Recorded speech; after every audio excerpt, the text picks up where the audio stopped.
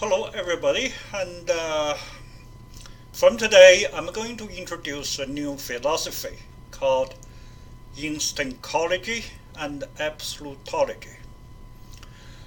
The first question it comes to mind, you might ask, why do we need a new philosophy? Well, actually it's not a philosophy, it's a system of thoughts. I'll explain later. But for now, let me call it philosophy. All right. From my point of view and our society, our social order or whatever, our world has many problems.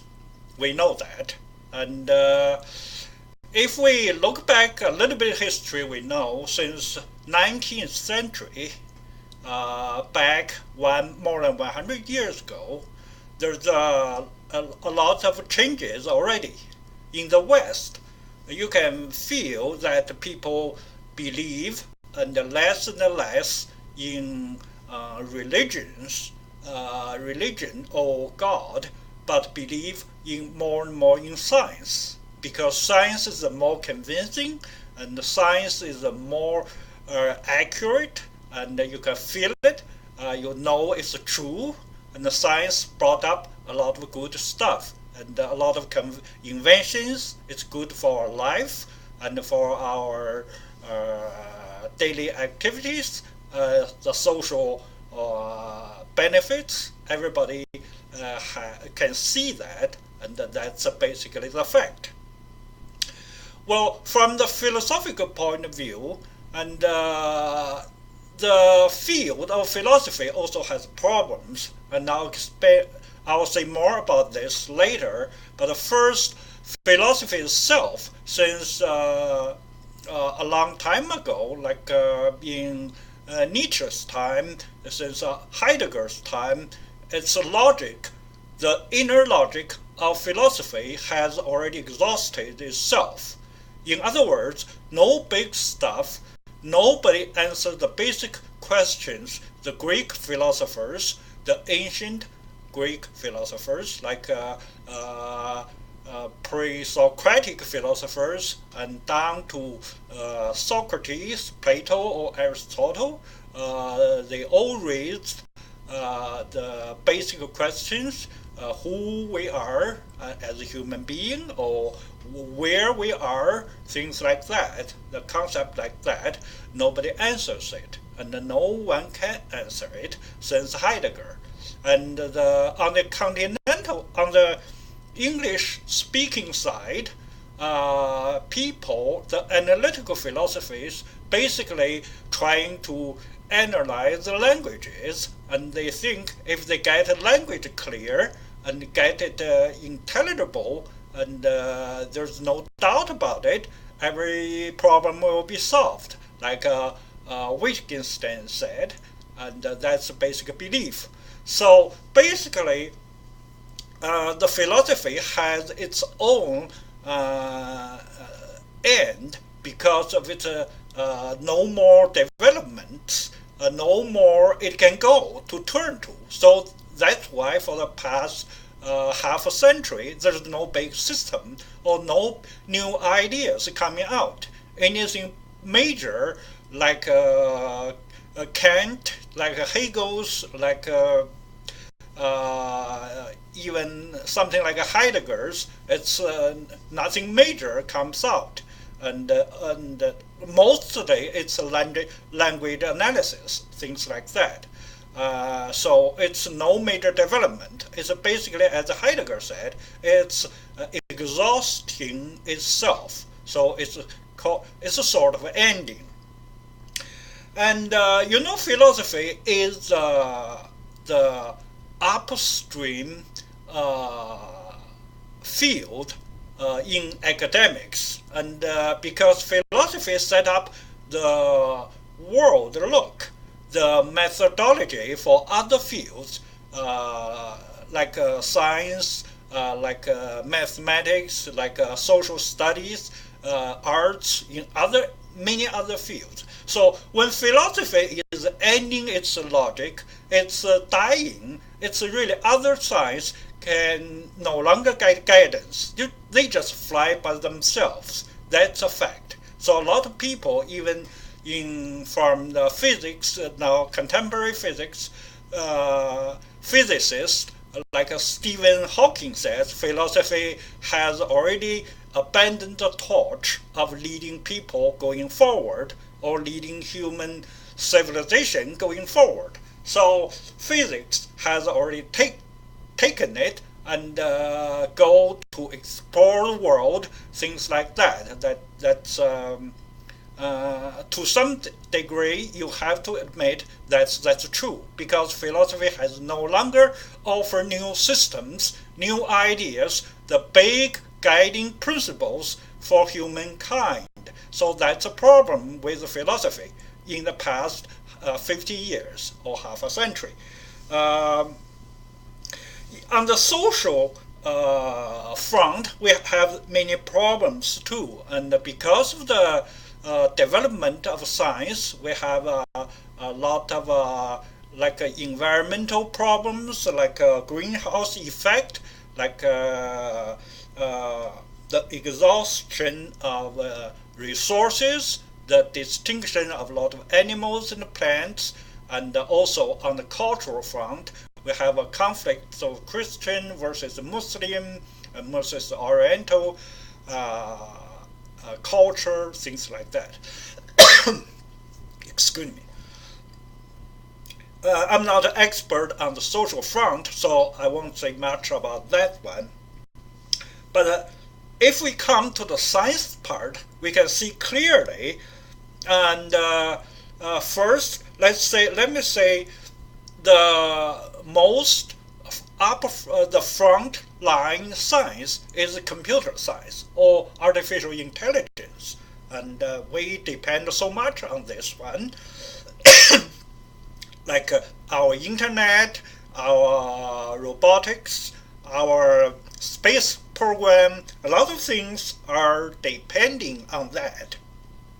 But currently there's a lot of debate on how AI can go, how far it can go, such as people raise questions like, can they replace people's work? Can they destroy our lives? And I saw many videos from YouTube that basically people are confused about that. And like the panel, like 5 or 6 people will say maybe, or possibly, or to some extent it will, things like that. They just indicate to me they have no clear idea how AI or computer science will go on this front, because they don't have guiding principles from them. It's like you think that to solve the AI problem, people who are doing AI can exactly solve it, inside it can solve it. It's almost impossible to my mind, because you are in it, you cannot see the clear picture of it. And one of the reasons I think is that you don't have a guiding principle that's needs from philosophy. Actually, the guiding principle now for AI should come from physics, or the larger, more deeper field of science. Well, let's look at the physics. The most current contemporary physics, the most modern one, are cosmology, the contemporary cosmology, the Big Bang theory, the multiverse instead of universe, the dark matter, the dark energy, and many theories. So that's why Stephen Hawking said, now physics take over the torch going forward, leading human civilization. That's why they say that.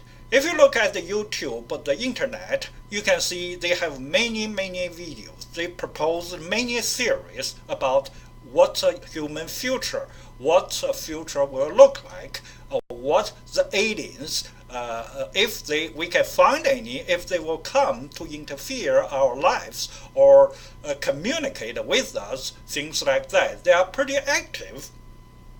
But the same question I pose to the AI to them is that do you think they can solve this problem? Do you think they will know what 11 dimension, what multiverse means, and what's inflationary Big Bang means, and things like that? And it looks like they threw out a lot of models, but nobody or no unified thesis, theme on this.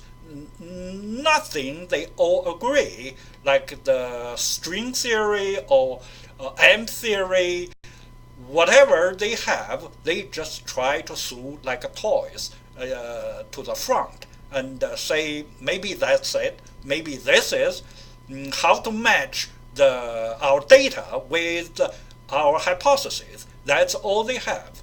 But my same question can be posed to them. Do you think the fish know what the water looks like? The answer definitely is no, because you are inside it. How can you solve the problem? In Chinese, we have a saying: if you are inside a mountain with fogs around you, and you are inside, if you don't come out, you cannot know the true face of the mountain.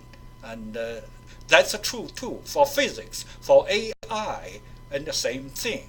Okay, so the big picture, how physics or AI can see, is depending on philosophy.